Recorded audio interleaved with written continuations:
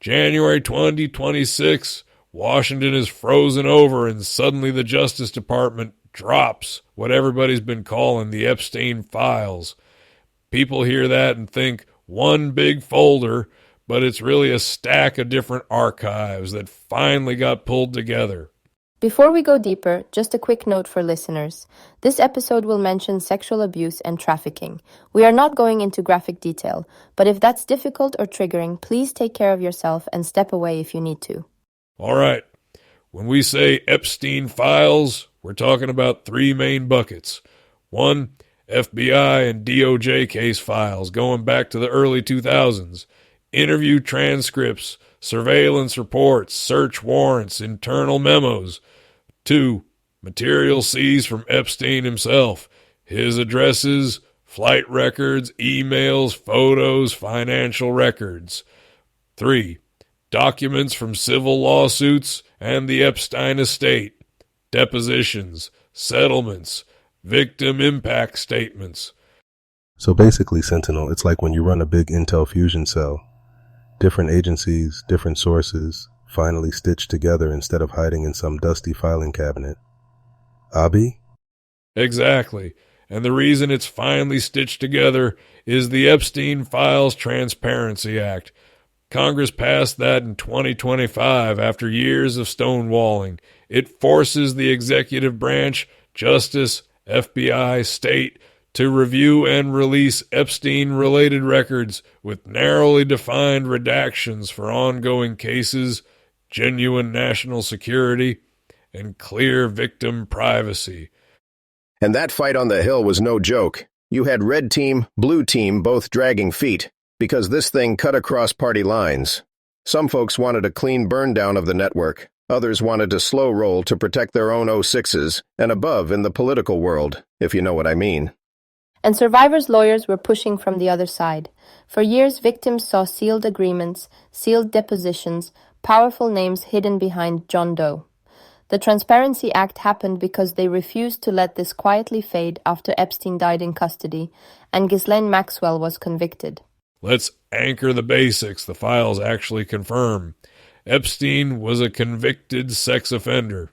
He pled to state charges in Florida in 2008 after federal prosecutors cut him a notorious non-prosecution agreement that shut down a broader federal case. The files show that deal was negotiated in secret with input from his legal team and sign-off by senior DOJ officials, while victims were kept in the dark. That's the part that still blows my mind. You tell the victims nothing. You let the rich man stroll in and out of a jail with his own driver, and you call that justice? If a broke kid from my old neighborhood tried that, he'd catch 20 years, no plea, no mercy. The files also lock in the structure of his trafficking operation. Multiple jurisdictions, recruiters targeting vulnerable young girls, movement between properties in New York, Florida, New Mexico, the Virgin Islands.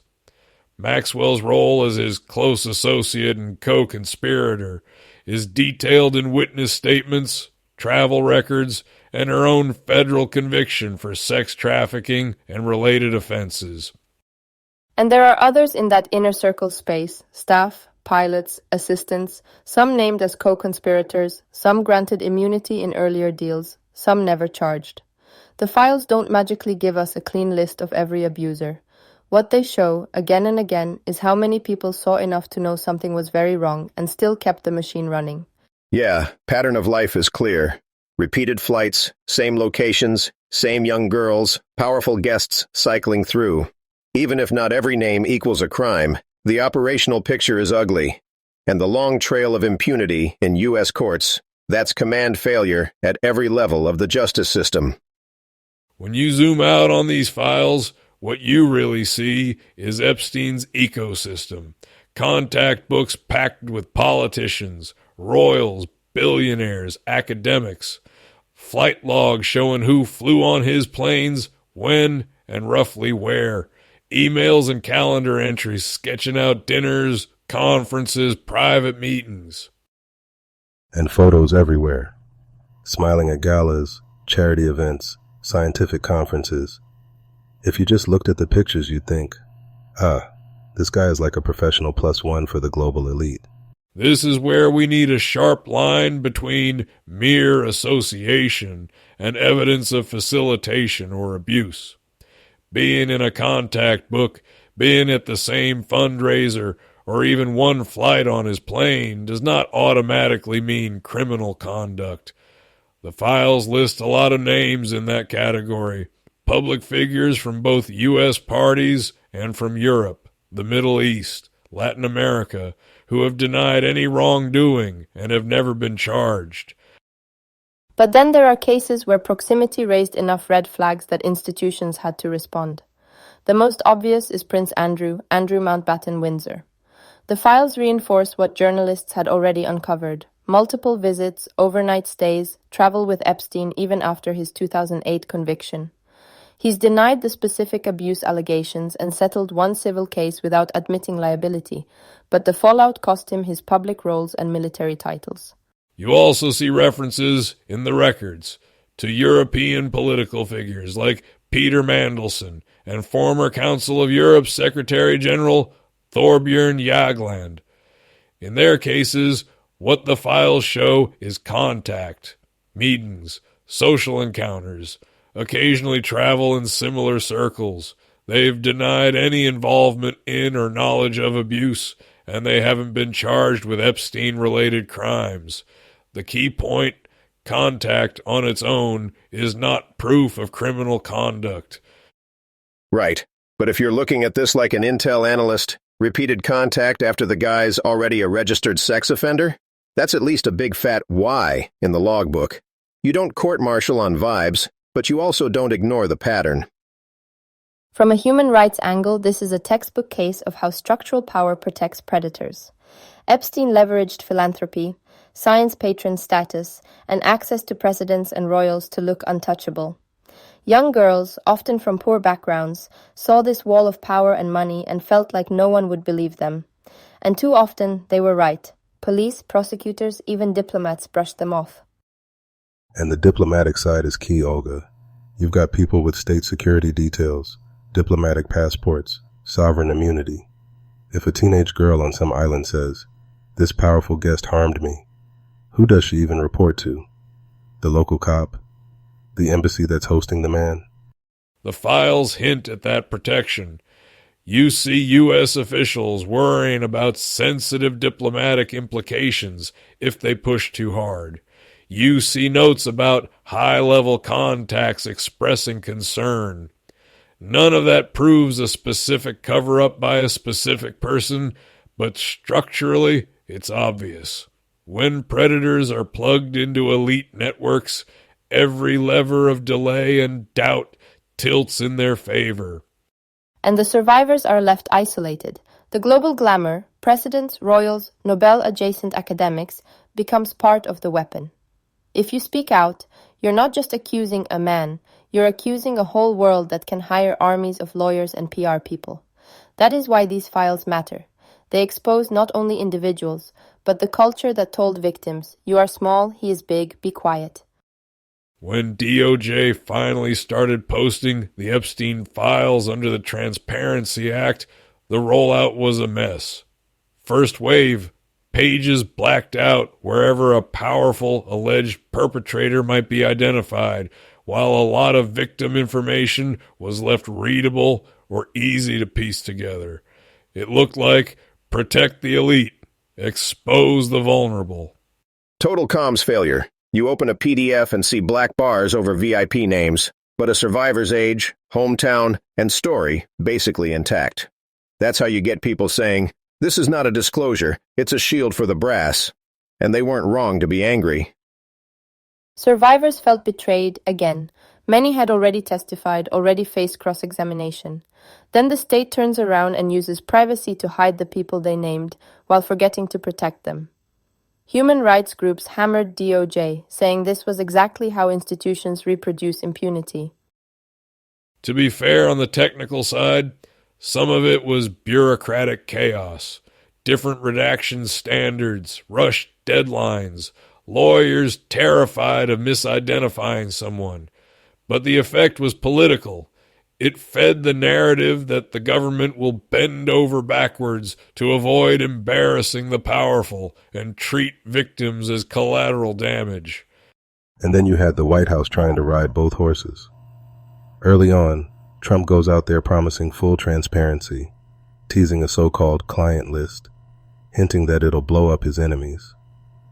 When the files don't deliver that Hollywood moment, no single list, lots of nuance, suddenly it's, well, the deep state is hiding things, and Congress tied our hands. Yeah, the narrative kept shifting. First, we'll open everything. Then, as it became clear some names would be uncomfortable across the spectrum, we saw delays, procedural excuses, and a lot of finger-pointing at career officials. Meanwhile, bipartisan groups in Congress, especially those who wrote the Transparency Act, started threatening subpoenas and funding cuts if DOJ didn't fix the redaction standards and prioritize victim protection. Classic CYA operation. Everybody swears they want the truth, as long as it mostly implicates the other guy's roster. But the logs and memos don't care about party affiliation. They show how money and status buy options normal people never get. Plea deals, soft-touch supervision, ongoing review instead of handcuffs. So what would real accountability look like now? For me, it's 3 layers. 1. Reopen cases where there is solid evidence against alleged facilitators and abusers, regardless of their passport or party. 2. Independent inquiries, truly independent, into why prosecutors, regulators, and institutions failed for so long. Names, timelines, recommendations. And 3. Reparations and long-term support for survivors, funded partly by the fortunes that grew from this network. I'd add a 4th, structural change. Tighten rules on non-prosecution agreements, especially ones done in secret. Limit how much diplomatic or institutional status can block basic investigations in trafficking cases. And build automatic outside review when a powerful suspect gets sweetheart treatment. Don't let the same small circle investigate its own failures behind closed doors. Because that's the pattern, innit? Different scandal, same movie. A few resignations, 1 or 2 people do time. Then everybody says, we've learned lessons, while the machine keeps humming. If the system can't genuinely police its own elite, ordinary folks stop believing in the rule of law.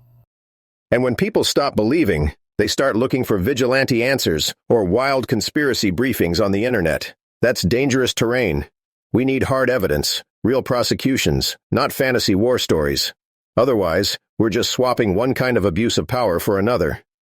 Survivors have carried this for decades. They deserve more than symbolism. They deserve states and institutions willing to be embarrassed, to be sued, to be exposed, if that's what it takes to stop the next Epstein before he builds another private island empire on stolen childhoods.